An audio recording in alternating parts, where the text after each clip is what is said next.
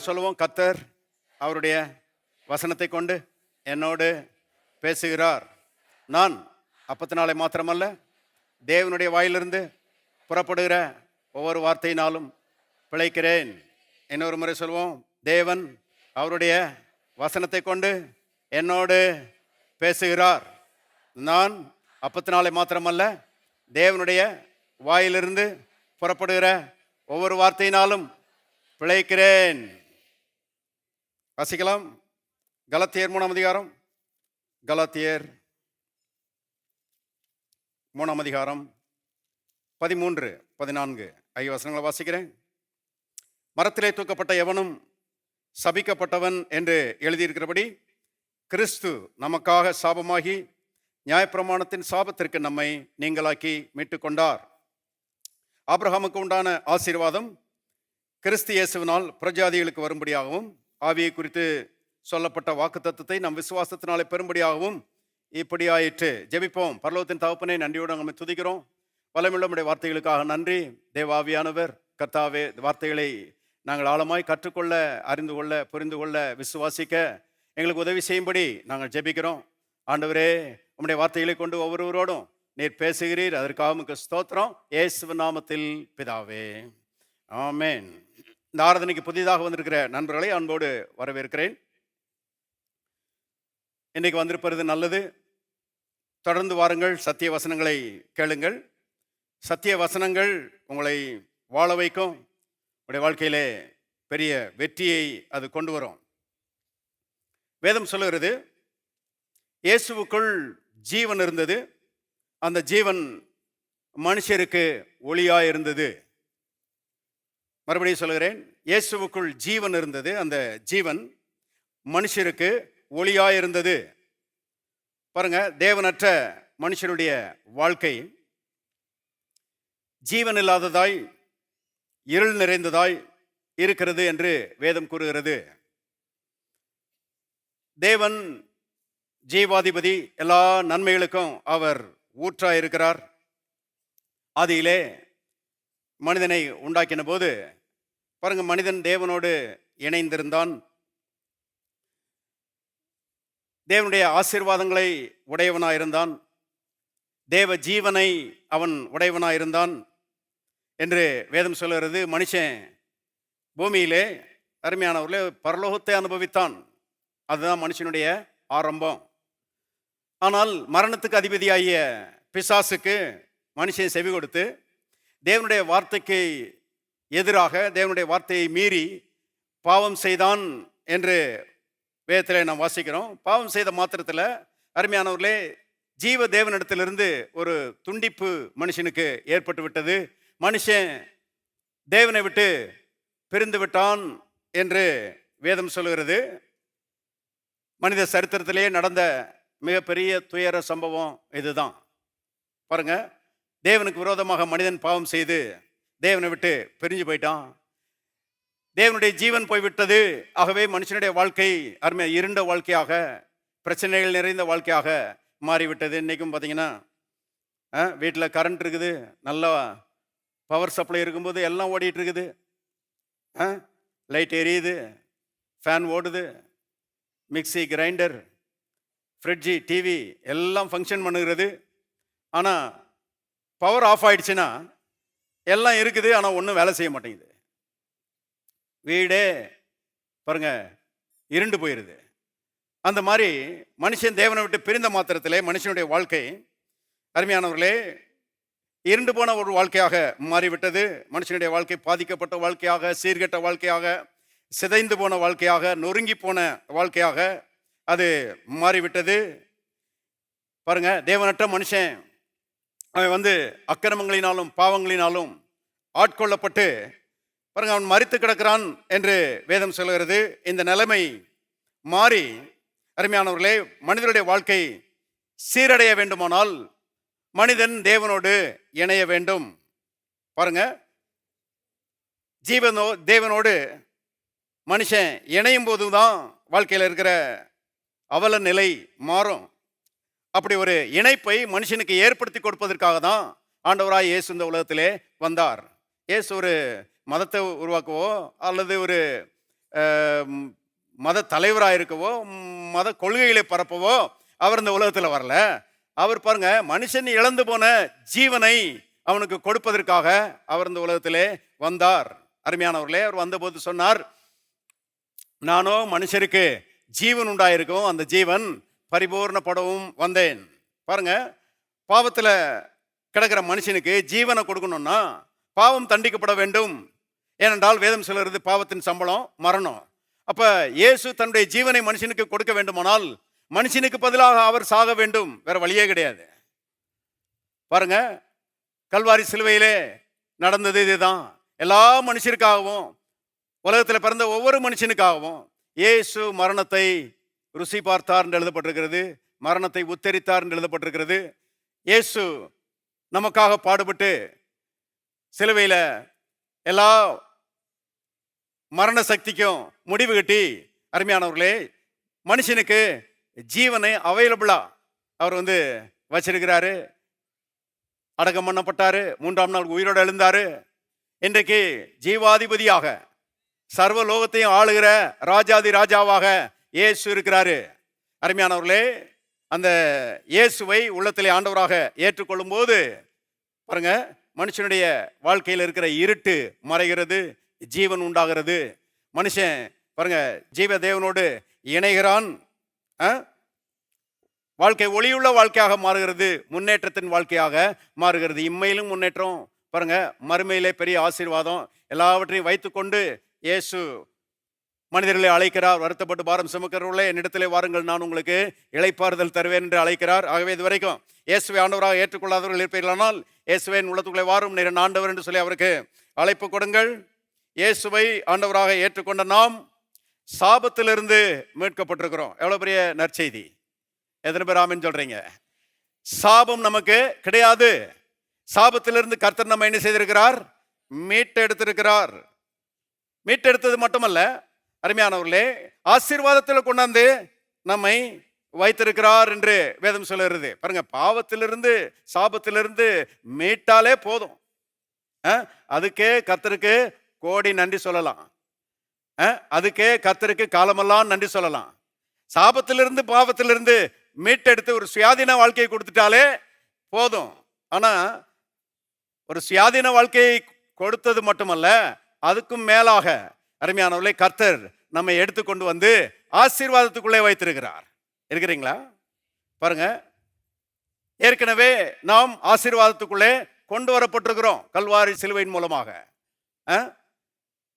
கல்வாரி சிலுவையின் மூலமாக எல்லா நன்மைகளையும் கர்த்தர் ஏற்கனவே நமக்கு என்ன செய்திருக்கிறாரு? தந்திருக்கிறாரு. யோசித்து பாருங்க, இஸ்ரவேல் மக்கள் எகிப்திலே அடிமைகளாக இருந்தாங்க இல்லையா?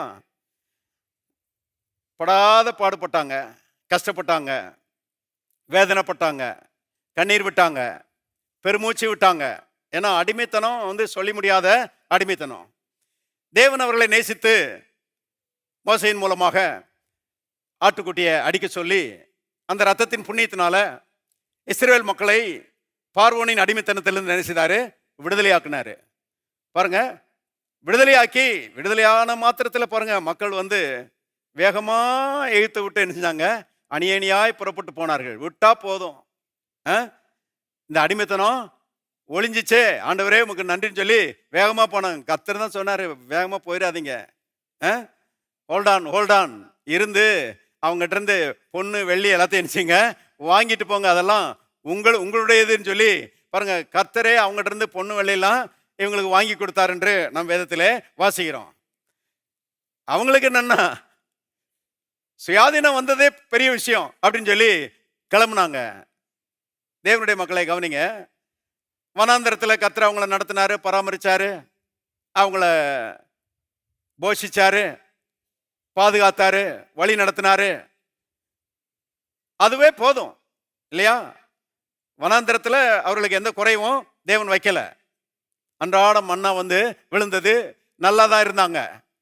ஆனா அதுவே பெரிய சுயாதீனத்தின் வாழ்க்கை. ஆனா வனாந்தரம் அவர்கள் தேவனுடைய சித்தம் கிடையாது. தேவன் அந்த வனாந்தரத்திலிருந்து அவர்களை நீக்கி, எகிப்திலிருந்து நீக்கினது மட்டுமல்ல, வனாந்தரத்தை கடந்து அவர்களை எங்க கொண்டு போய் சேர்த்தாராம்?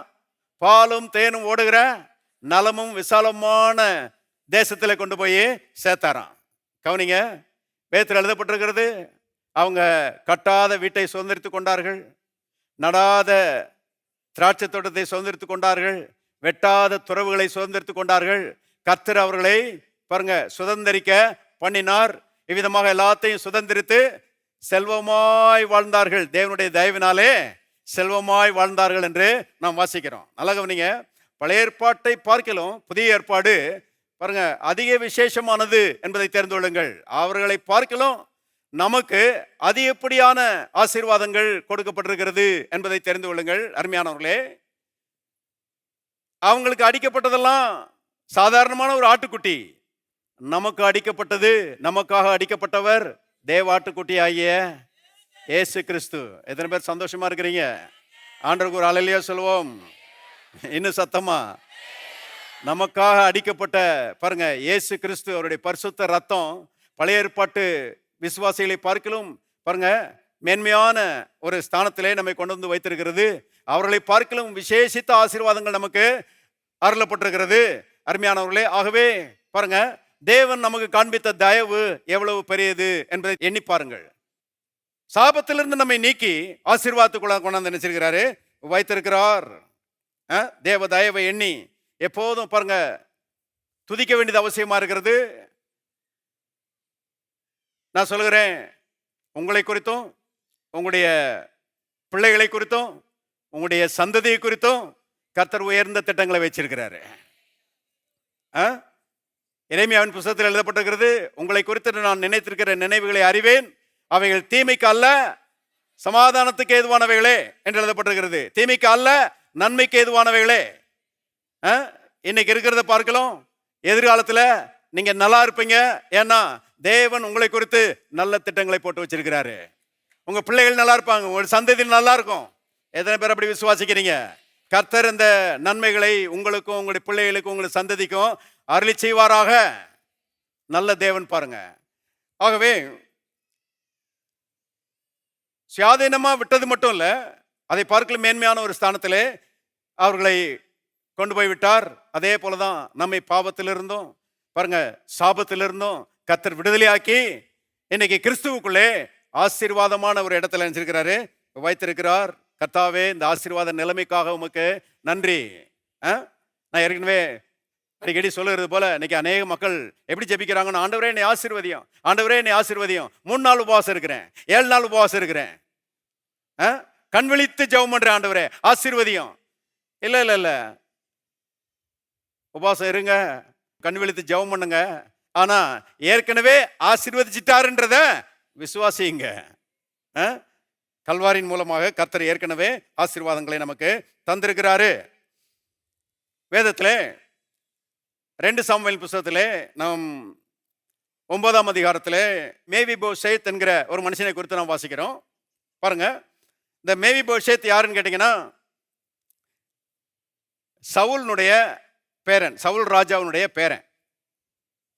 கவனிங்க, சவுல் ராஜாவுக்கு யோனத்தான்கிற ஒரு மகன் இருந்தான். இந்த மகனுக்கு பிறந்தவன் தான் இந்த மேவிபோசேத். பாருங்க, பெலிஸ்தர்களோடு யுத்தம் நடந்தபோது இந்த சவுலும் அவனுடைய மகன் யோனத்தானும் கொல்லப்பட்டார்கள் என்று வேதத்தில் நாம் வாசிக்கிறோம். அப்படி கொல்லப்பட்டதுனால இந்த மேவிபோசேத் என்கிற அந்த யோனத்தானுடைய மகன், அவன் ஒரு வேலைக்கார பெண் அவனை தூக்கிட்டு ஓடும்போது அவனை கீழே போட்டான். கீழே போட்டதுனால பாருங்க அவனுடைய 2 கால்களும் முடமாகி விட்டது. ஆகவே கால்கள் வழங்காதவனாக லோதேபார் என்கிற ஒரு ஊர்ல ஒரு சபிக்கப்பட்ட ஒரு நிலைமையில அனாதையா அவன் வாழ்ந்துட்டு இருக்கிறான். தாவீது இஸ்ரவேலுக்கு ராஜாவான உடனே அவனுக்குள்ள ஒரு எண்ணம் வந்தது. அவன்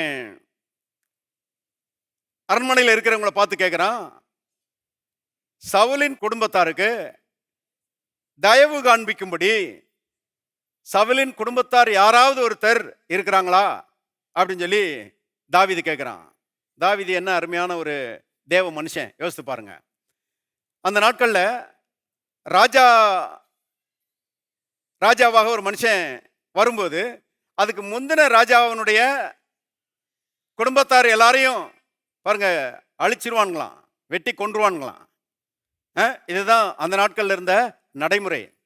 ஆனா தாவீது ராஜாவான பிறகு அவனுக்குள்ள ஒரு எண்ணம் வந்துதான், சவுலின் குடும்பத்தாருக்கு இரக்கம் காண்பிக்கும்படி, தயவு காண்பிக்கும்படி யாராவது ஒருத்தன் இருக்கிறானா, யாராவது அவங்க வீட்டார் இருக்கிறாங்களா அப்படின்னு சொல்லி தாவீது கேட்கிறான். அந்த நேரத்தில் சொல்றாங்க, லோதேபார்ல மேவிபோஷேத் என்கிற ஒரு 2 கால்களும் முடமான ஒரு ஆள் இருக்கிறான் அப்படின்னு சொல்லி சொன்ன மாத்திரத்தில் தாவீது சொல்லுகிறான், அவனை அழைத்து கொண்டு வாருங்கள்னு சொல்லி ஆளை அனுப்புறான். கூட்டிட்டு வர்றாங்க. மேவிபோஷேத் வரும்போதே பயந்துகிட்டே வர்றான். ஏன்னா தாவீது ராஜா தன்னை கொன்று விடுவான் என்று பயந்து நடுங்கிக்கிட்டே வர்றான். வந்த மாத்திரத்தில் தாவீது அவனை பார்த்து சொல்லுகிறான், மேவிபோஷேத்தே பயப்படாதே, நான் நிச்சயமாய் உனக்கு தயவு செய்வேன், நிச்சயமாய் உனக்கு இரக்கம் காண்பிப்பேன். உன் குடும்பத்தார் இழந்து போன அந்த நிலங்களெல்லாம் உனக்கு மீட்டு கொடுப்பேன். நீ அரண்மனையில் குடியிருக்கலாம். அரண்மனையில் குடியிருக்கிறது மட்டும் இல்ல, நித்தமும் டெய்லி என் கூட டேபிள்ல உட்கார்ந்து நீ என்ன செய்யலாம், சாப்பாடு சாப்பிடலாம் அப்படின்னு சொல்லி தாவீது சொன்ன மாத்திரத்தில் அவனுக்கு பாருங்க அருமையானவர்களே நெகிழ்ச்சி ஆகி போச்சு. இப்படி ஒரு உயர்வா அப்படின்னு சொல்லி மேவிபோஷேத்துக்கு வந்த உயர்வு, நல்லா கவனிங்க, மேவிபோஷேத்துக்கு வந்த உயர்வு அவனுடைய முயற்சியினாலே வரவில்லை. அருமையானவர்களே, தாவீதினுடைய தயவினாலே, 100% தாவீதினுடைய தயவினாலே மேவிபோஷேத், கீழே கடந்த மேவிபோஷேத் அருமையானவர்களே மேன்மையான ஒரு ஸ்தானத்துக்கு உயர்த்தப்பட்டான். கவனிங்க, அதே போலதான் நாம பாவத்து நிமித்தமாக அருமையானவர்களே முடங்கி போய் சபிக்கப்பட்ட ஒரு வாழ்க்கை வாழ்ந்து கொண்டிருந்தோம். தாவீதின் குமாரனாகிய இயேசு நம்மை தேடி வந்தார். இருக்கிறீங்களா? தாவீதின் குமாரனாகிய இயேசு அருமையானவர்களே நம்மேல் அன்பு வைத்து நமக்காக கல்வாரி சிலுவையிலே மரித்து அவருடைய பரிசுத்த ரத்தத்தினாலே நம்முடைய பாவங்களற நம்மை கழுவி அடிமைகளாயிருந்த நம்மை ராஜாக்களாக என்ன செய்திருக்கிறாரு, மாற்றி இருக்கிறாரு. கவனிங்க, ராஜாக்களாக மாற்றினது மட்டுமல்ல, நம்மை ஆசீர்வதித்து உயர்த்தி உன்னதங்களிலே அவரோடு கூட நினைச்சிருக்கிறாரு, உட்கார வச்சிருக்கிறாரு. சரீர பிரகாரமாக மாடக்குளத்தில் உட்கார்ந்துருக்கிறோம், ஆனா ஆவிக்குரிய பிரகாரமாக கிறிஸ்துவுடனே கூட உன்னதங்களிலே உட்கார்ந்துருக்கிறோம். அல்லேலூயா. பாருங்க, கிறிஸ்து ஆவிக்குரிய ரீதியிலே நம்மை உயிர்ப்பித்து அக்கிரமங்களிலும் பாவங்களிலும் மரித்து கிடந்த நம்மை உயிர்ப்பித்து அருமையானவர்களே கிறிஸ்துவோடு கூட நினைச்சிருக்கிறாரு, உட்கார வச்சிருக்கிறாரு. இன்னைக்கு we are seated with the Lord Jesus Christ. இயேசுவோடு கூட நாம நினைச்சிருக்கிறோம், உட்கார்ந்துருக்கிறோம். கவனிங்க, தலையும் சரீரமும் எப்படி இணைந்திருக்கிறதோ அது போல நாமும் கிறிஸ்துவும் இணைந்திருக்கிறோம். பாருங்க, கிறிஸ்துவும் நாமும் ஒன்றாயிருக்கிறோம். பாவம் நம்மை மேற்கொள்ள முடியாது, சாபம் நம்மை மேற்கொள்ள முடியாது, வியாதி நம்மை மேற்கொள்ள முடியாது, தரித்திரம் நம்மை மேற்கொள்ள முடியாது, குறைவு தாழ்ச்சி இந்த உலகத்தில் இருக்கிற எந்த தீமையும் நம்மை மேற்கொள்ள முடியாது. ஏன்னா நாமும் கிறிஸ்துவும் இணைந்திருக்கிறோம். இருக்கிறீங்களா? இம்மையிலும் மறுமையிலும் நாம் ஆசீர்வதிக்கப்பட்டவர்கள் என்பதை தெரிந்து கொள்ளுங்கள். தேவன் எவ்வளவு பெரிய கிருபையை நமக்கு காண்பித்திருக்கிறார். எல்லாம் எண்ணி பார்த்து ஆண்டவரே உமக்கு ஸ்தோத்திரம். எந்த தகுதியும் இல்லை. அன்னைக்கு மேவிபோஷேத் உயர்த்தப்பட்டதற்கு அவனுடைய எந்த முயற்சியும் காரணம் கிடையாது. தாவீதினுடைய இரக்கம், தாவீதினுடைய தயவு அவனை உயர்த்தினது. அதே போல நம்முடைய முயற்சியினால இன்னைக்கு நம்ம ரட்சிக்கப்படல, நம்முடைய முயற்சியினால சாபத்திலிருந்து நம்ம விடுதலை ஆகல, நம்முடைய முயற்சியினால பிசாசுனுடைய கருத்திலிருந்து நாம் மீட்கப்படல, அருமையான நம்முடைய முயற்சியினால தேவனுடைய ஆசீர்வாதத்துக்குள்ள நம்ம வரவும் இல்லை. அத்தனையும் இயேசு நமக்கு பாராட்டின தயவு, இயேசு நமக்கு பாராட்டின கிருபை. கவனிங்க, உள்ளத்தின் ஆழத்திலிருந்து அருமையானவர்களே எப்போதும் கர்த்தரை நாம் துதிக்கிறவர்களாக இருக்க வேண்டும் என்று கர்த்தர் எதிர்பார்க்கிறார். பாருங்க, ஒருத்தர் கேட்டாரு, கர்த்தர் எனக்கு நியாயம் செய்யலையே அப்படின்னு சொல்லி கேட்டாரு. கர்த்தர் இவருக்கு நியாயம் செய்யலையே. அறிவீனமான பேச்சு பாருங்க. நியாயம் செய்யறதா இருந்தா கர்த்தருடைய நியாயத்தின்படி அருமையானவர்களே மனுஷன் சாகணும், நரகத்துக்கு தான் போகணும் இல்லையா? பாவத்தின் சம்பளம் என்னதுங்க? மரணம். பாவத்தின் சம்பளம் மரணம், நரகத்துக்கு தான் போகணும். இன்னைக்கு பஸ் ஸ்டாண்டுக்கு போனீங்கன்னா அங்கே பஸ்ஸுகள்லாம் நிறுத்தி வச்சிருக்கிறாங்க இல்லையா? அந்த பஸ்ஸுகளில் முன்னால் போர்டு போட்டிருக்கிறாங்க, பொள்ளாச்சி, நாகர்கோவில், தூத்துக்குடி அப்படின்னு சொல்லி நினைச்சிருக்கிறாங்க, போர்டு போட்டிருக்கிறாங்க.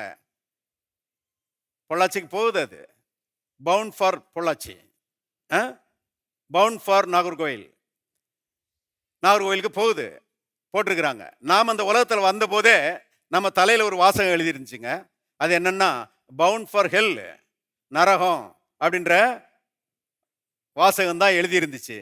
ஆனால் அன்பின் தேவன் இயேசு நம்முடைய வாழ்க்கையில் குறுக்கிட்டு பாருங்க, நமக்காக அவர் பாடுபட்டு பரிசுத்த ரத்தத்தை சிந்தி நமக்காக பாதாளத்துக்கு போய் நமக்காக எல்லா கடன்களையும் கொடுத்து தீர்த்து நம்மை அதிலிருந்து விடுதலையாக்கி அருமையானவர்கள் இன்றைக்கு நம்மை பரலோகவாசிகளாக மாற்றி இருக்கிறாரு. பரலோகத்துக்கு ஏற்கனவே இயேசுவின் பாடுகள் மூலமாக வந்து சேர்ந்துட்டோம்னு சொல்லி எபிரேயர் 12ஆம் அதிகாரம் சொல்லுகிறது. சொன்னேன் இல்லையா? மாம்ச பிரகாரமா நம்ம இங்க இருக்கிறோம், ஆனால் ஆவிக்குரிய இதில் கிறிஸ்துவோடு கூட என்ன செய்கிறோம்? உட்கார்ந்துருக்கிறோம். எவ்வளோ பெரிய தேவனுடைய கிருபை நமக்கு காண்பிக்கப்பட்டிருக்கிறது. யோசித்து பாருங்க. எல்லாரும் சொல்லுவோம், பிதாவாகிய தேவனே, நீர் எனக்கு இரக்கம் காண்பித்து என்னை ரட்சித்து என்னை ஆசீர்வதித்தபடியால் உமக்கு நன்றி. இன்னொரு முறை சொல்லுவோம், பிதாவாகிய தேவனே, நீர் எனக்கு இரக்கம் காண்பித்து என்னை ரட்சித்து என்னை ஆசீர்வதித்தபடியால் உமக்கு நன்றி.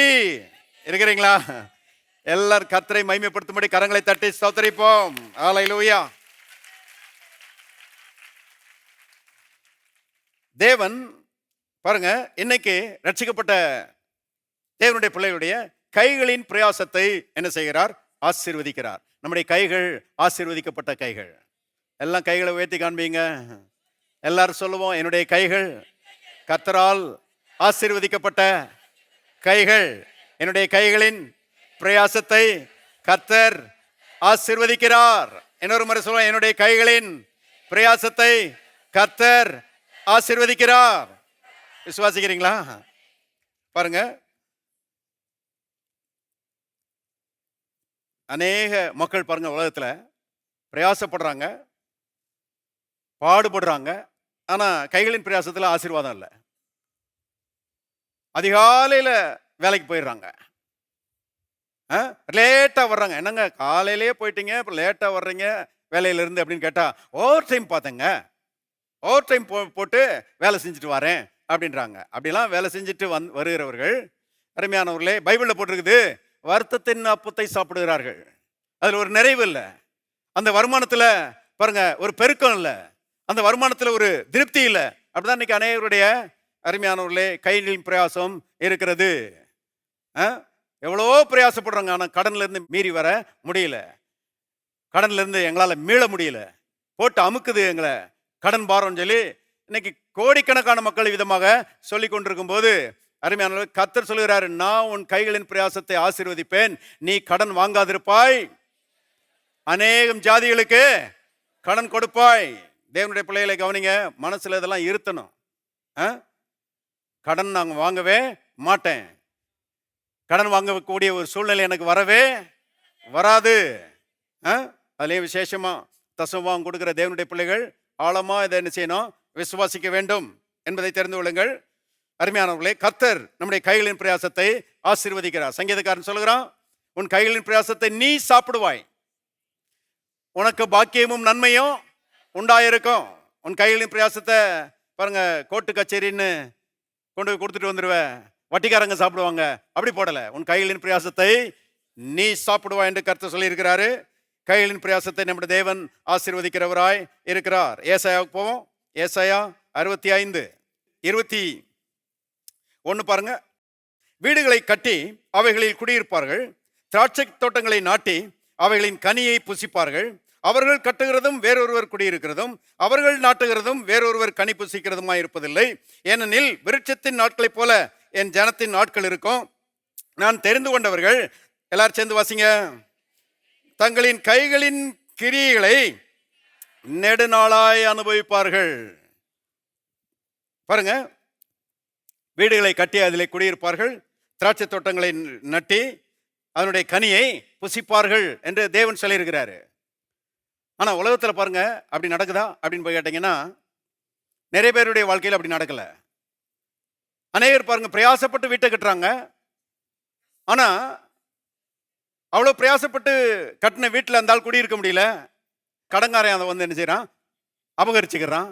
அபகரிச்சுட்டு இவர் கஷ்டப்பட்டு கட்டின வீட்டில் அவன் வசதியாக குடியிருந்துட்டு இருக்கிறான். எவ்வளோ பெரிய தீமை பாருங்க. இந்த தீமை நடக்குதா உலகத்தில்? நிறைய நடக்குது. அதே போல பாருங்க,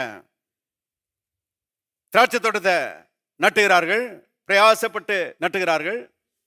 இன்னொருத்தன் வந்து அதை அபகரிச்சுக்கிட்டு அவன் அதனுடைய பலனை என்ன செய்யறான், அனுபவிச்சுட்டு இருக்கிறான். எனக்கு ஒரு ஆளை தெரியும் பாருங்க. அவரு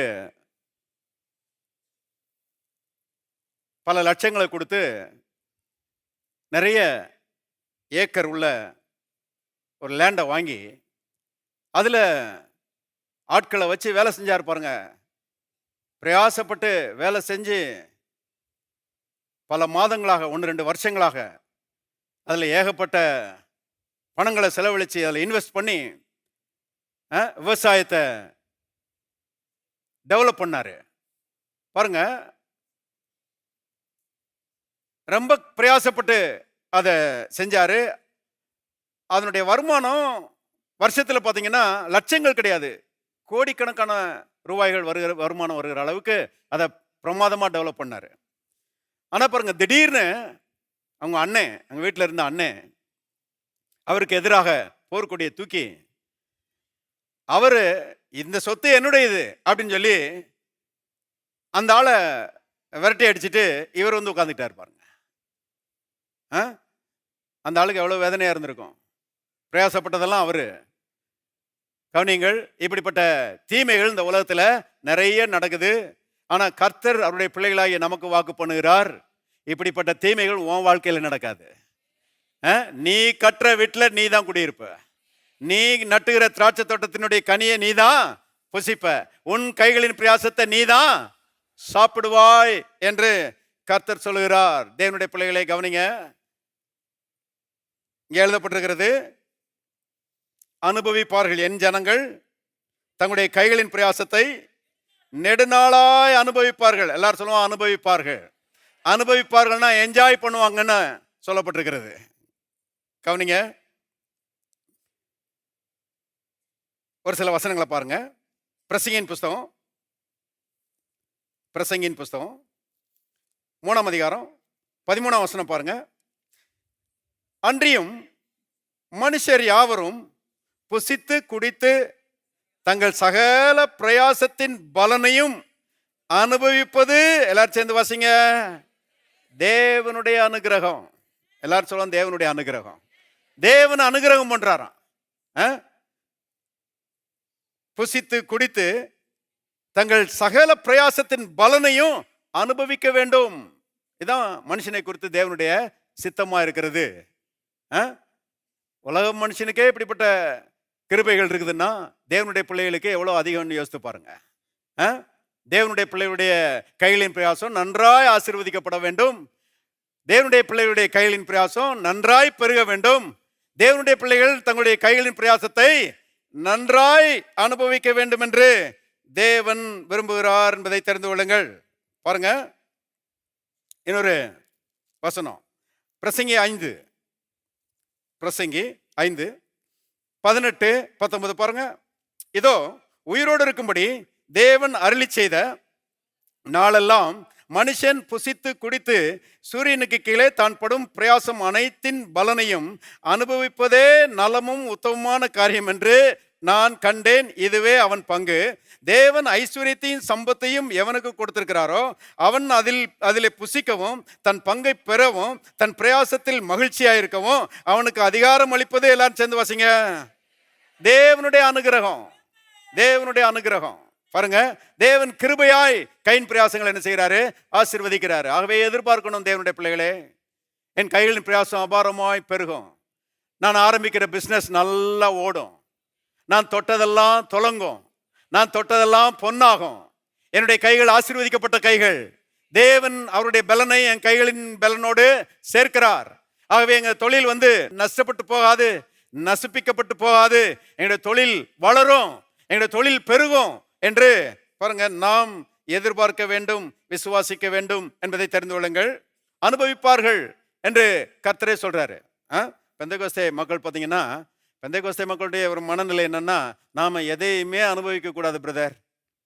இந்த உலகத்தில் நாம எதையுமே அனுபவிக்க கூடாது, எல்லாம் பரலோகத்தில் போய் அனுபவிக்கலாம் அப்படின்னு சொல்லிட்டு பாருங்க, எல்லா நன்மைகளையும் அனுபவிப்பதை பரலோகத்துக்கு என்ன செய்றாங்க, ஒத்தி போட்டு வச்சிடறாங்க.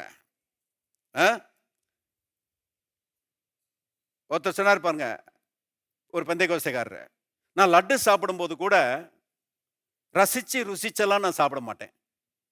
ஏன்னா எதையும் அனுபவிக்க கூடாது பார்த்தீங்களா, லட்டு அப்படியே உழுங்கிடுவேன் அப்படின்னாரு. நான் என்ன சொல்லுறேன், அதுதான் தேவனுடைய சித்தமா இருந்தால்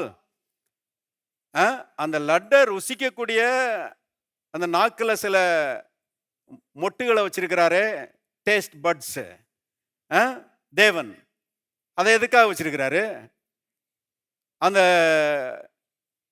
சிக்கனையும் பிரியாணியையும் ருசிக்கக்கூடிய நரம்புகளை நாக்கில் ஏன் தேவன் வச்சிருக்கிறாரு? யோசித்து பாருங்க. நாம நல்லா அனுபவிப்பதற்காக அதை நினைச்சிருக்கிறாரு, வச்சிருக்கிறாரு. கவனிங்க, தகாத காரியங்களை அனுபவிக்க கூடாது, அது உண்மைதான். உலகத்தான் எழுதி போட்டுறான், என்ஜாய் வைன்ஸ் சொல்லி எழுதி போட்டுறான். அது தப்பு இல்லையா? ஒயின்ஸ் எல்லாம் என்ஜாய் பண்ணிக்கிட்டு இருந்தா வாழ்க்கை போயிடும், குடும்பம் போயிடும், தொழில் போயிடும், எல்லாம் போயிடும். அதை அனுபவிக்க கூடாது, அது அது சரியான அனுபவம் கிடையாது. ஆனா நல்லா சாப்பிடலாம். சிக்கன் 65 செய்யலாம், சாப்பிடலாமாங்க? நன்மைகள் பாருங்க, பைபிள்ல போட்டிருக்குது, நாம் அனுபவிப்பதற்கு சகலவித நன்மைகளையும் நமக்கு சம்பூர்ணமாய் கொடுக்கிற ஜீவனுள்ள தேவன். எல்லாரும் கரங்களை வைத்து சொல்லுவோம், நான் அனுபவிப்பதற்கு சகலவித நன்மைகளையும் தேவன் எனக்கு சம்பூர்ணமாய் கொடுக்கிறார். இன்னொரு முறை சொல்லுவோம், நான் அனுபவிப்பதற்கு சகலவித நன்மைகளையும் தேவன் எனக்கு சம்பூர்ணமாய் கொடுக்கிறார். பாருங்க, சம்பூர்ணமாய் கொடுக்கிறாரு. வைன் நல்லதல்ல, ஆனா பிரியாணி நல்லது. அதெல்லாம் நாம என்ஜாய் பண்ணணும்னு கர்த்தர் என்ன செய்கிறார், விரும்புகிறார். அருமையானவர்களே, அப்ப நம்முடைய கைகளின் பிரயாசத்தை நாம் அனுபவிப்பது தேவனுடைய சித்தமா இருக்கிறது. சரி, அடுத்த குறிப்பு போவோம். நீதிமொழிகளின் புஸ்தகம் 28ஆம் அதிகாரம். நீதிமொழிகள் 28 20வது வசனம் பாருங்க. உண்மையுள்ள மனுஷன் பரிபூர்ண ஆசீர்வாதங்களை பெறுவான். பாருங்க, a faithful man abounds with blessings. உண்மையுள்ள மனுஷன் ஆசீர்வாதத்திலே பெருக்கத்தை கண்டடைவான். உண்மையுள்ள மனுஷனுக்கு நிரம்பி வழிகிற ஆசீர்வாதம் உண்டாயிருக்கும். யாருக்கு உண்மையுள்ள மனுஷன்? பாருங்க அருமையானவர்களே, முதலாவதாக கர்த்தருக்கு உண்மையுள்ளவன். கர்த்தர் என்னை படைத்திருக்கிறார், அந்த தேவன் என்னோடு கூட இருக்கிறார், அவர் எனக்கு ஒரு வேலையை தந்திருக்கிறார். முதலாளி பார்க்கிறாரோ இல்லையோ, சூப்பர்வைசர் பார்க்கிறாரோ இல்லையோ, கூட வேலை பார்க்கிறவங்க பார்க்கிறாங்களோ இல்லையோ, கர்த்தர் காண்கிறார். ஆகவே அவர் சந்தோஷப்படும்படி, அவரை மகிமைப்படுத்தும்படி நான் என் வேலைகளை செய்கிறேன். இதுதான் பாருங்க கர்த்தருக்கு முன்பாக உண்மையா இருப்பது. பாருங்க, கர்த்தருக்கு முன்பாக உண்மையா வேலைகளை செய்யும் போது பாருங்க கர்த்தர் மகிமைப்படுகிறார், கர்த்தர் சந்தோஷப்படுகிறார். சந்தோஷப்படும் போது கர்த்தரே சொல்லியிருக்கிறாரு, உண்மையுள்ள மனுஷன் என்ன செய்வான், பரிபூர்ண ஆசீர்வாதங்களை பெறுவான். ஆசீர்வாதங்களை பெறுவான்னு சொல்லலைங்க, ஹலோ, பரிபூர்ண ஆசீர்வாதங்களை பெறுவான் என்று கர்த்தர் சொல்லி இருக்கிறார். ஆகவே அருமையானவர்களே, வேலையில ஜாக்கிரதையா இருக்க வேண்டும் என்று வேதம் சொல்லுகிறது. வாசிங்க நீதிமொழியின் புஸ்தகம் 10ஆம் அதிகாரம், நீதிமொழிகள் 10 4வது வசனம் பாருங்க. சோம்பல் கையால் வேலை செய்கிறவன் ஏழையாவான், சுறுசுறுப்புள்ளவன் கையோ செல்வத்தை உண்டாக்கும். பாருங்க, சோம்பேறிகளா இருக்கக்கூடாது. வேலையை சுறுசுறுப்பா என்ன செய்யணும். கர்த்தர் கொடுத்த வேலை. சில ஆற்றல்களை ஒவ்வொருத்தருக்கும் தந்திருக்கிறார் பாருங்க. இங்க இருக்கிற எல்லாருக்குள்ளேயும் நல்ல ஆற்றல்களை கர்த்தர் தந்திருக்கிறாரு. அருமையானவர்களே, சிலர் பெஸ்ட் டீச்சர்ஸாக இருப்பாங்க, சிலர் பெஸ்ட் நர்ஸஸாக இருப்பாங்க, சிலர் பெஸ்ட் டாக்டர்ஸாக இருப்பாங்க, சிலர் பெஸ்ட் என்ஜினியர்ஸாக இருப்பாங்க. எல்லாருக்குள்ளேயும் பாருங்க திறமைகளையும் தாளந்துகளையும் கர்த்தர் வச்சிருக்கிறாரு. அந்த திறமைகளையும் தாளந்துகளையும் பயன்படுத்தி அருமையானவர்களே, இந்த உலகத்துக்கு நாம் ஆசீர்வாதமாக இருக்கும்போது கர்த்தருக்கு முன்பாக நாம் உண்மை உள்ளவர்களாக இருக்கிறோம். அருமையானவர்களே, கர்த்தர் அப்படிப்பட்ட மனிதர்களை ஆசீர்வதிக்காமல் என்ன செய்ய முடியாது, இருக்க முடியாது. ஆகவே வேலையில ரொம்ப கருத்தா இருக்க வேண்டும் என்று வேதம் நமக்கு போதிக்கிறது. ஆதியாகமத்துக்கு போவோம். ஆதியாகமம் 39 2ஆம் வசனத்திலிருந்து. கர்த்தர் யோசேப்போட இருந்தார். எல்லாரும் சேர்ந்து வாசிங்க. அவன் காரிய சித்தி உள்ளவனானான். அவன் எகிப்தியனாகிய தன் எஜமானுடைய வீட்டில் இருந்தான்.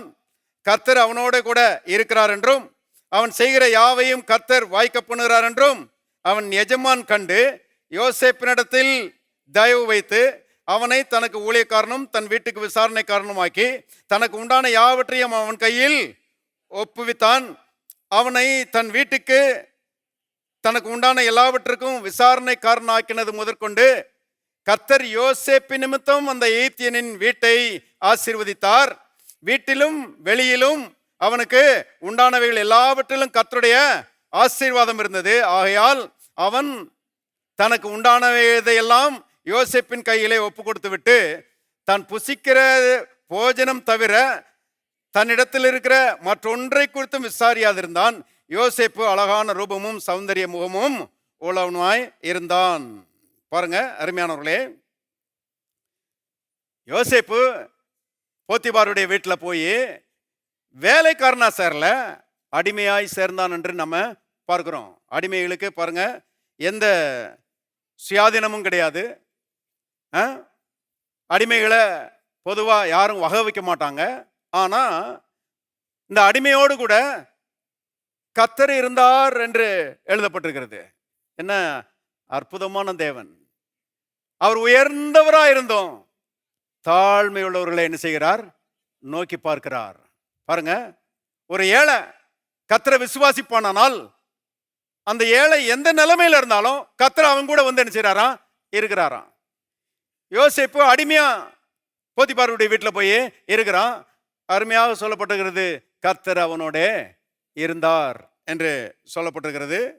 அது மட்டுமல்ல, கூட இருந்தது மட்டுமல்ல, அவன் செய்தது எல்லாவற்றையும் கர்த்தர் என்ன செய்தார், வாய்க்க செய்தார். ஆகவே அவன் காரிய சித்தி உள்ளவனா இருந்தான். பொதுவா மனுஷனுடைய ஒரு சுபாவம் என்னன்னா பாருங்க, வேலையில இந்த பிரயாசத்துல இந்த முன்னேற்றத்திலாம் கடவுளை அங்கீகரிக்காத ஒரு மனது தான் பொதுவா மனுஷன்ட்ட இருக்குது. ஏன் பிரயாசம், ஏன் முயற்சி, நான் பாடுபட்டேன் அப்படின்றதெல்லாம் இன்னைக்கு மனுஷன் இந்த பெருமையை தனக்கு என்ன செய்யறான், எடுத்துக்கிறான். நான் முயற்சி பண்ணி வந்தேன் பிரதர், இந்த தொழிலை நான் வளர்த்தேன் பிரதர், இந்த பிசினஸை நான் வளர்த்தேன் அப்படின்னு சொல்லி மனுஷன் சொல்லுகிறான். இருக்கலாம், அதை கூட வெற்றின்னு கூட சொல்லலாம். ஆனா கர்த்தருடைய வல்லமையினாலே கர்த்தருடைய பலத்தினாலே வருகிற வெற்றி அது சாதாரண வெற்றி கிடையாது, அது நல்ல வெற்றி. பாருங்க, அவருடைய பிள்ளைகளாகிய நமக்கு தேவன் நல்ல வெற்றியை கொடுக்கிறவராய் இருக்கிறார். அருமையானவர்களை, கற்பனைக்கு எட்டாத விதத்திலே வளர்ச்சி அடைவது தேவனுடைய சித்தமா இருக்கிறது. அப்படிப்பட்ட ரீதியிலே கர்த்தர் நம்முடைய கைகளின் பிரயாசத்தை என்ன செய்யறாரு, ஆசீர்வதிக்கிறாரு. போத்திபார் வீட்டில் போய் யோசேப்பு சேர்றான். சேர்ந்த உடனே போத்திபார் கேட்டிருப்பான், எப்பா உனக்கு என்ன வேலை செய்ய தெரியும் அப்படின்னு சொல்லி கேட்டிருப்பான். உடனே யோசேப்பு சொல்லியிருப்பான், எங்க குடும்பம் ஆடு மேய்க்கிற குடும்பம், எனக்கு ஆடு மேய்க்க தெரியும்னு சொல்லியிருப்பான். சரி அப்படியா, அப்ப ஆடு மந்தை எனக்கு கொஞ்சம் இருக்குது, அதை நீ கொஞ்சம் மேய்ப்பா அப்படின்னு சொல்லி ஆடு மேய்க்க அனுப்பியிருப்பான்னு நினைக்கிறேன். பைபிளில் போடலை. ஆனால் என்ன நடந்திருக்குன்னு யூகிச்சு நான் சொல்லுகிறேன். இதுக்கு தான் பிரசங்கியார்கள் ரொம்ப அவசியம் இல்லையா? ஆடு மேய்க்க அனுப்பியிருப்பான். இவன் போய் ஆடுகளை மேய்க்கிறான், கருத்தா மேய்க்கிறான், மந்தை மேல கவனமா இருக்கிறான், நல்ல புல்லு போடுறான், ஆடுகளுக்கு நல்லா தண்ணி காமிக்கிறான், அதுக்கு நல்ல சேஃப் சரௌண்டிங்கை ஏற்படுத்தி கொடுக்குறான். ஆடுகள் நல்லா சாப்பிட்டுட்டு பாருங்க நல்ல ரெஸ்ட் எடுக்குதுங்க. கொஞ்ச நாட்கள் ஆகும்போது மந்தை பாருங்க வளர்கிறது, பெருகிறது. போத்திபார் பார்க்குறான், ரே அப்பா, இதுக்கு முன்னாடி இருந்த மீட்பர்கள்லாம் இப்படி கிடையாது. யோசேப்பு வந்து டேக் ஓவர் பண்ண பிறகு மந்தை வந்து ரொம்ப பெருகிடுச்சே அப்படின்னு சொல்லி அவனுக்கு ஆச்சரியமா இருக்குது. ஆகவே அவன் யோசேப்பை கூப்பிடுறான், அப்பா நீ ஆட்டு மந்தையை பார்த்தது மட்டுமல்ல, இப்போ கொஞ்சம் மாட்டு மந்தையும் பாருன்றான். அதுவும் பெருகுது. அருமையானவர்களே, இன்னும் சில டிபார்ட்மெண்ட்டை கொடுக்குறான், அதுவும் நல்லா இருக்குது. எல்லாம் பிரமாதமா வருகிறது. ஏன்னா யோசேப்பு தன்னுடைய வேலையிலே கண்ணும் கருத்துமா இருக்கிறான். கர்த்தர் அந்த வேலையை என்ன செய்கிறாரு? ஆசீர்வதிக்கிறாரு. கடைசியில் பாருங்க, இந்த போத்திபாரு நல்ல ஆளு நமக்கு வந்து சிக்கனான்னு சொல்லி பாருங்க, அவன் ரொம்ப சந்தோஷப்பட்டு எல்லாவற்றையும் அவன் கையில் நினைச்சிட்டான், ஒப்பு கொடுத்துட்டான். சாப்பாட்டை தவிர பைபிளில் போட்டிருக்குது. இன்னைக்கு என்ன சாப்பாடுன்னு கேட்கறது மட்டும்தான் போத்திபாருடைய வேலை. பாக்கி எல்லாத்தையும் என்ன செய்யறான்? அருமையானவர்களே, யோசேப்பு கவனிச்சிட்டான். அடிமையா வந்தான், மேனேஜர் ஆயிட்டான். தேவனுடைய பிள்ளைகளே, கர்த்தர் இன்றைக்கும் அடிமைகளை உயர்த்துகிற தேவனாய் இருக்கிறார். எளியவனை குப்பையிலிருந்து தூக்கி விடுகிறவராய் இருக்கிறார்.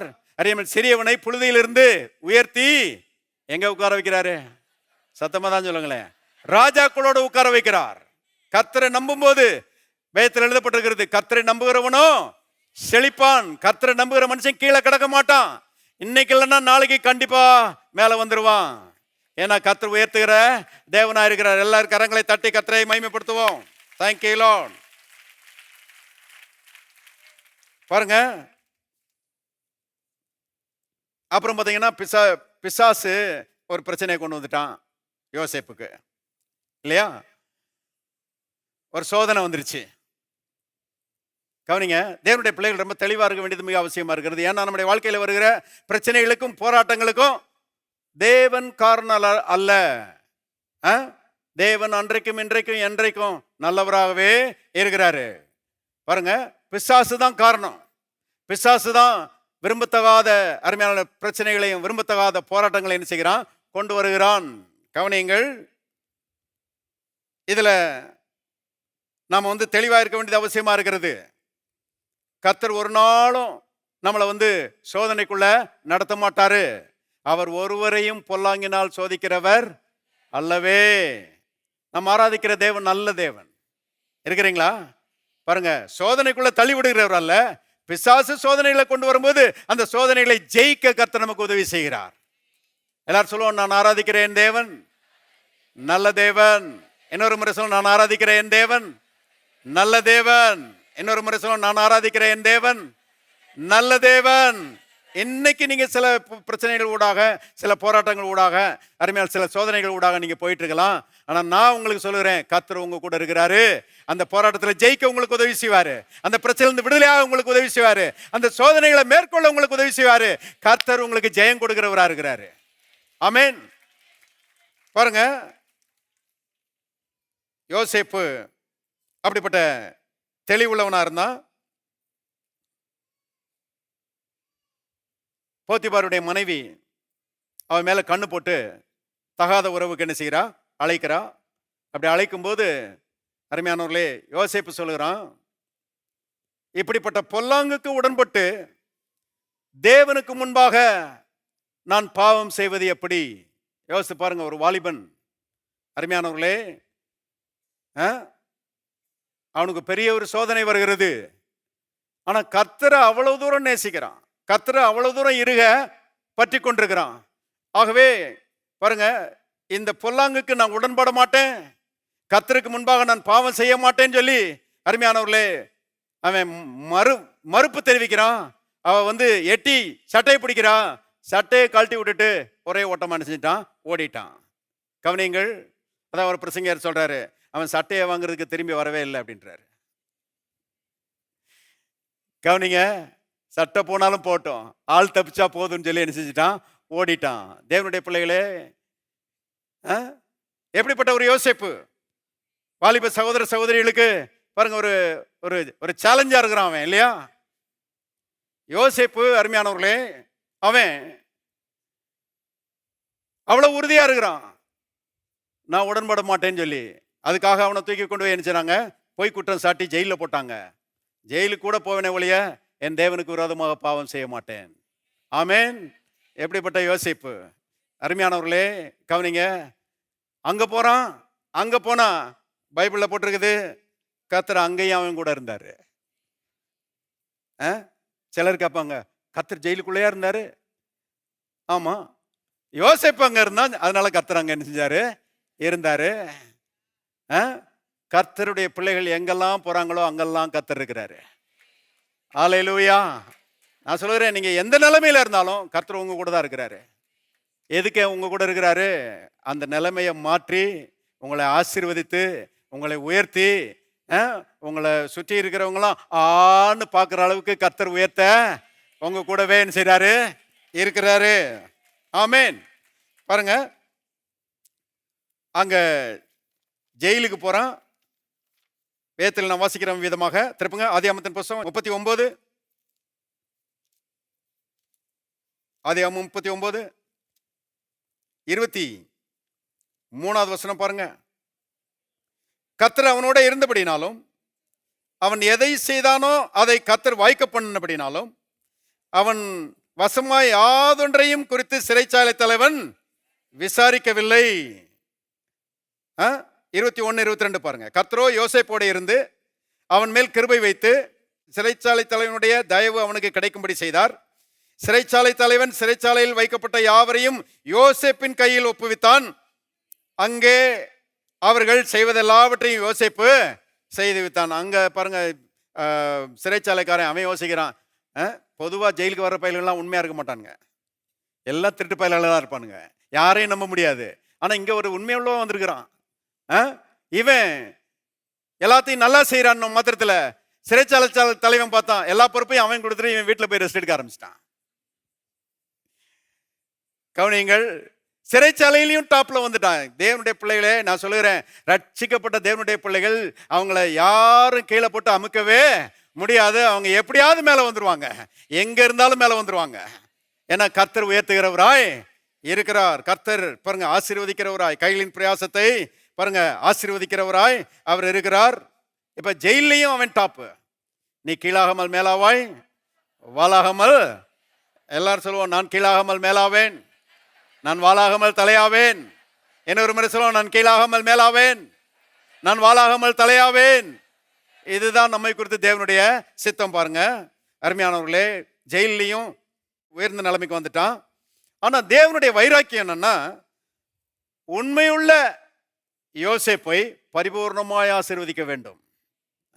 அவன் போத்திபார் வீட்டில் டாப்ல இருக்கிறது அவருக்கு பெரிய விஷயம் கிடையாது, அவன் ஜெயிலில் டாப்பா இருக்கிறதும் அவருக்கு பெரிய விஷயம் கிடையாது. அதெல்லாம் அவர் திருப்தி ஆகிறது கிடையாது.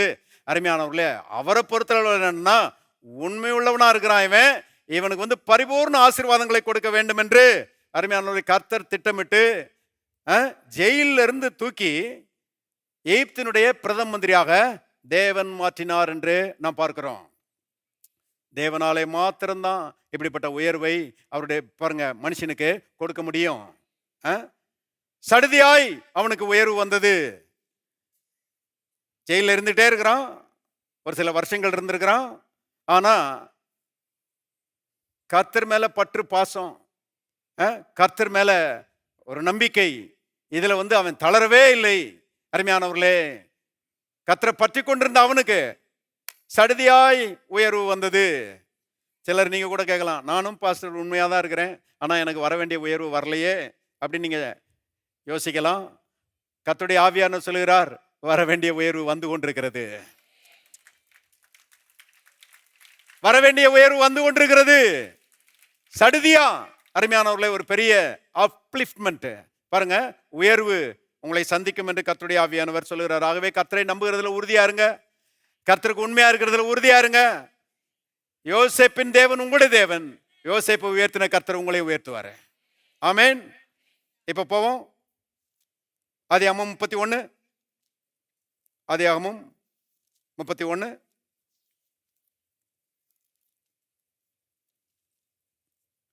38 இருந்து வாசிக்கிறேன். ஆதியாகமம் 31 38 இருந்து.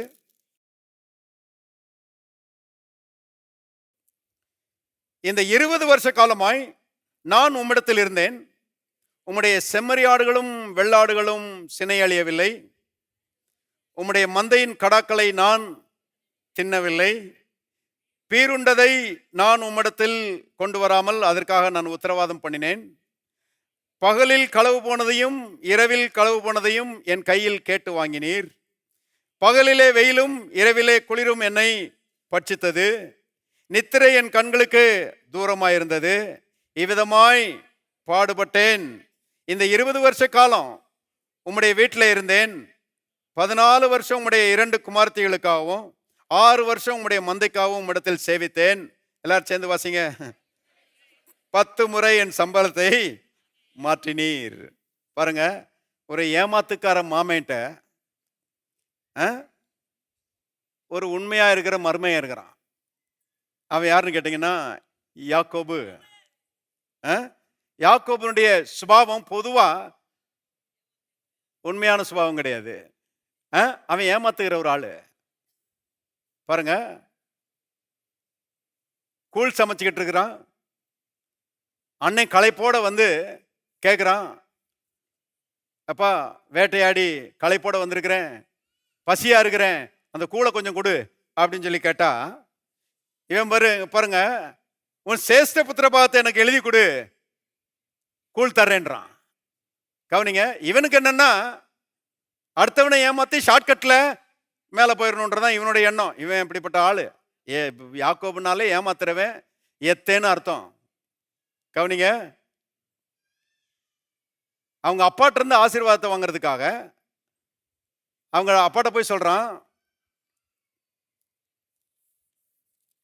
பாருங்க, திருப்போம்.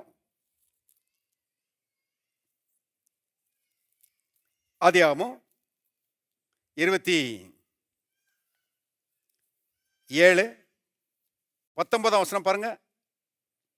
அப்பொழுது யாக்கோபு தன் தகப்பனை நோக்கி, நான் உமது மூத்த மகனாகிய ஏசா, என்ன சொல்றான் பாருங்க, பெரிய பொய்யை தூக்கி போடுறான். நான் உமது மூத்த மகனாகிய ஏசா, நீர் எனக்கு சொன்னபடியே செய்தேன், உம்முடைய ஆத்துமா என்னை ஆசீர்வதிக்கும்படி நீர் எழுந்து உட்கார்ந்து நான் வேட்டையாடி கொண்டு வந்ததை புசியும் என்றான். எவ்வளவு உண்மை உள்ளவன் பாருங்க. 20வது வசனம். அப்பொழுது ஈசாக்கு தன் குமாரன் நோக்கி, என் மகனே, இது உனக்கு இத்தனை சீக்கிரமா எப்படி ஆகப்பட்டது என்றான். அவன், எல்லாரும் சேர்ந்து வாசிங்க, உம்முடைய தேவனாகிய கர்த்தர் எனக்கு நேரிட பண்ணினார். இவன் சொல்ற பொய்க்கு கர்த்தரையும் இழுக்கிறான். பாருங்க, எப்படியாவது ஏமாத்தி அப்பாட்ட இருந்து என்ன செய்யணும், ஆசீர்வாதம் வாங்கி. இதுதான் இவனுடைய சுபாவம். அருமையானவர்களே, கடைசியில் ஏமாத்தி அப்பாட்ட இருந்து ஆசீர்வாதத்தை வாங்கினானே, அண்ணன் இருந்து பாருங்க சேஷ்ட புத்திரத்தை வாங்கினானே, அதனால பெரிய லாபம் அவனுக்கு வந்துச்சா? ஒன்றும் இல்லை. பாருங்க, ஏமாத்தினது நிமித்தமாக அருமையானவர்களே, இவன் வந்து வெறுங்கையனாய் வீட்டை விட்டு பாருங்க பதானராமுக்கு ஓட வேண்டிய ஒரு கட்டாயம் ஏற்பட்டது. வெறுங்கையனா ஓட வேண்டிய கட்டாயம் ஏற்பட்டது. யாரையும் ஏமாத்தி பெரிய அளவில் முன்னேற முடியவே முடியாது. இவன் போற வழியில கர்த்தர் சந்திக்கிறாரு. அதான் ஆச்சரியம். இவனை தேடி கர்த்தர் வரணுமா?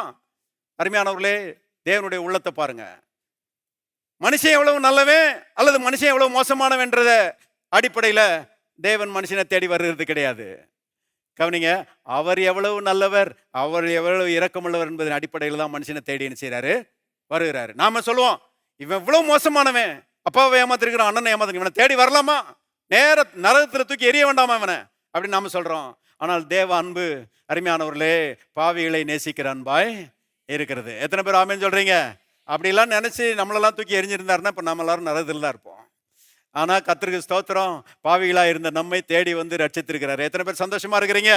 எல்லாரும் கரங்களை தட்டி உரக்க தட்டி கர்த்தரை மகிமைப்படுத்துவோம். ஹல்லேலூயா. பாருங்க, இவனை தேடி வந்து இவனுக்கு வெளிப்படுத்துறாரு. அவன் பைபிள்ல போட்டிருக்குது, தேவனை நான் அறிந்து கொண்டேன் அப்படிங்கிறான். இது வரைக்கும் அறியாது இருந்தேன், இப்பொழுது அறிந்து கொண்டேன். இப்ப தேவனை தெரிஞ்சு போச்சு. அவர் சர்வ வல்லமையுள்ள தேவன், ஆபிரகாமின் தேவன், ஈசாக்கின் தேவன், என்னை சந்திச்சிட்டாரு, அவரை அறிந்து கொண்டேன் என்று அவன் சொல்லுகிறான். தேவனை அறிந்த அந்த அறிவு அவனை ஆழ மாத்திடுச்சு. பாருங்க, டோட்டலா மாறிட்டான். இப்ப அங்க போய் ஏமாற்றுகிற மாமையிட்ட தான் சிக்கிக்கிட்டான். அவன் ஏமாத்துறான், சக்கையா பிழியிறான். கல்யாணத்து அன்னைக்கு பொண்ணையும் மாத்தி விட்டான். எல்லாம் என்னென்ன பண்ணக்கூடாதோ எல்லாத்தையும் பண்ணிவிட்டான், ஏமாத்தி விட்டான். ஆனா அவ்வளவு மத்தியிலும் பாருங்க சொல்றான். பாருங்க, ஆதியாகமம் 31:38 இருந்து என்னென்ன சொல்றான் பாருங்க. உம்முடைய செம்மறி ஆடுகளும் வெள்ளையாடுகளும் சினை அழியவில்லை, அவ்வளவு பத்திரமா மேய்ச்சிருக்கிறான். மந்தையின் கடாக்களை நான் தின்னவில்லை, ஏராளம் ஆடுகள் இருக்குது.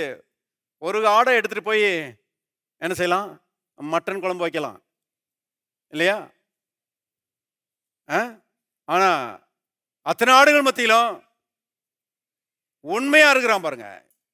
ஒரு ஆடு கூட எனக்கு வேணாம், நான் இப்படி மட்டன் குழம்பு சாப்பிடணும்னா என் சம்பளத்திலிருந்து நான் வந்து கறி வாங்கி சாப்பிட்டுக்கிடுவேன். எப்படிப்பட்ட யாக்கோபு, எப்படிப்பட்ட மாற்றம் பாருங்க. பேருண்டதை நான் உம்மிடத்தில் கொண்டு வராமல் அதற்காக நான் உத்தரவாதம் பண்ணினேன். ஒரு சிங்கம் வந்துச்சுங்க, ஆட்டை அடிச்சுட்டு போயிடுச்சு, நான் என்ன பண்ணுவேன் அப்படின்னு என்ன செய்யலாம்? சொல்லியிருக்கலாம் இல்லையா? ஒரு கரடி வந்துச்சு, ஆட்டை தூக்கிட்டு போயிடுச்சு, நான் என்ன பண்ணுவேன் என்று சொல்லலாம். ஆனா அந்த ஆட்டுக்காக கரையத்தை இவன் கொடுத்தானா? எப்படிப்பட்ட யாக்கோபு பாருங்க. உண்மையை காண்பிச்சிருக்கிறான். பகலிலே களவு போனதையும் இரவிலே களவு போனதையும் என் கையில் கேட்டுவேன். அவனும் விட்ட மாதிரி தெரியல பாருங்க. என் கையில் கேட்டு வாங்கினீர், இவ்விதமாய் பாடுபட்டேன், 10 முறை என் சம்பளத்தை மாற்றினீர். பாருங்க, இவனுக்கு ஏற்பட்ட கஷ்டம், அதன் மத்தியில இவன் கர்த்தர் மேல மட்டும் விசுவாசம் இல்லாதவனா இருந்திருப்பானால் வேலையை விட்டுட்டு ஓடியே போயிருப்பான். அவ்வளவு பாடுகள், அவ்வளவு பிரயாசம், அவ்வளவு கஷ்டம். ஆனால் மத்தியில யாக்கோபுக்கு ஒண்ணு தெரியும், தேவாதி தேவன் என் கூட இருக்கிறாரு. அவருக்கு முன்பாக நான் வந்து உண்மையான செய்றேன் இருக்கிறேன், அவர் என்ன செய்வாரு? ஆசீர்வதிப்பார். இருக்கிறீங்களா? இருந்தா ஒரு ஆமென் சொல்லுங்க. கர்த்தர் என்னை ஆசீர்வதிப்பார் என்பதை பாருங்க, அவன் வந்து அதுல உறுதியா இருந்தான். இப்போ என்ன நடந்தது? ஃபர்ஸ்ட் முடிப்போம். ஆதியாகமம் 31:8-9. ஆதியாகமம் 31:8-9. புள்ளியுள்ளவைகள் உன் சம்பளமா இருக்கும் என்று அவன் சொன்னபோது ஆடுகள் எல்லாம் புள்ளியுள்ள குட்டிகளை போட்டது. கலப்பு நிறமானவைகள் உன் சம்பளமா இருக்கும் என்று அவன் சொன்னபோது ஆடுகள் எல்லாம் கலப்பு நிற குட்டிகளை, நான் சொல்றேன், கர்த்தர் போட வச்சாரு. நடக்காத காரியங்களை கர்த்தர் நடக்க வைப்பாரு. திறக்காத வாசல்ல கர்த்தர் திறந்து விடுவாரு. அருமையானவர்களே, அதிகாரியுடைய கண்கள்ல தயவை உங்களுக்குன்னு வாங்கி கொடுப்பாரு. 9வது வசனம், இவ்விதமாய் தேவன் உங்கள் தகப்பனுடைய ஆடுகளை எடுத்து எனக்கு தந்தார். கவனிங்க, இவனுக்கு சேர வேண்டியதை லாபான் இருந்து பிடுங்கி அருமையானவர்களே யாக்கோபுக்கு கொடுத்தார் என்று நாம் வாசிக்கிறோம். அருமையானவர்களே, திரும்பி வரும்போது பாருங்க, பெரிய பரிவாரத்தோட என்ன செய்யறான்? வருகிறான். போகும்போது ஏழையா போனான், கர்த்தரை நம்பி போனான், கர்த்தரை நம்பி வேலை செஞ்சான். கர்த்தர் திரும்பி வரும்போது அவனை வந்து 2 பரிவாரங்களையும் உடைய பாருங்க பெரிய பணக்காரனா செய்தாரு, மாத்தினாரு. எத்தனை பேர் சொல்றீங்க கர்த்தருடைய ஆசீர்வாத ஐஸ்வர்யத்தை தரும்? ஆகவே அருமையானவர்களே, கர்த்தருக்கு முன்பாக உண்மையாயிருங்கள், வேலையை செய்யுங்க. கர்த்தர் அபரிமிதமாக ஆசீர்வதிப்பார் என்று எதிர்பாருங்கள். யோசேப்பை உயர்த்தினவர் உங்களை உயர்த்துவார், யாக்கோபை ஆசீர்வதித்தவர் உங்களை ஆசீர்வதிப்பார். ஆமென். எல்லாரும் தயவுசெய்து எழுந்து நிற்போம். Thank you Lord. பரலோகத்தின் தகப்பனே, நன்றியோடு நாங்கள் துதிக்கிறோம். ஆண்டவரே, உமக்கு ஸ்தோத்திரம். உண்மையுள்ள மனுஷன் பரிபூர்ண ஆசீர்வாதங்களை பெறுவான் இருக்கிறபடி கர்த்தாவே, உமக்கு முன்பாக நாங்கள் உண்மையுள்ளவர்களாக இருக்க, நீர் கொடுத்த வேலையை கர்த்தாவே அதிக ஜாக்கிரதையோடு செய்ய, யோசேப்பை போல யாக்கோபை போல கர்த்தாவே வேலையிலே சிறந்து விளங்க எல்லாருக்கும் உதவி செய்வீராக. கைகளின் பிரயாசத்தை ஆசீர்வதிப்பீராக. கர்த்தாவே உமக்கு ஸ்தோத்திரம். அன்றைக்கு யாக்கோபினுடைய மந்தை பெருகினது போல கர்த்தாவே ஐஸ்வர்யம் பெருகும்படி இயேசுவின் நாமத்திலே நாங்கள் ஜெபிக்கிறோம். யோசேப்புக்கு வந்த உயர்வை போல உம்முடைய ஜனங்களுக்கு கர்த்தாவே உயர்வு உண்டாகும்படி இயேசுவின் நாமத்திலே நான் ஜெபிக்கிறேன். தகப்பனே, நீர் விதமாக செய்கிறீர். கர்த்தாவே, பரிபூர்ண ஆசீர்வாதங்களால் எல்லாரையும் நிரப்புகிறீர். அதற்காக உமக்கு நன்றி. இயேசுவின் நாமத்தில் பிதாவே, ஆமென்.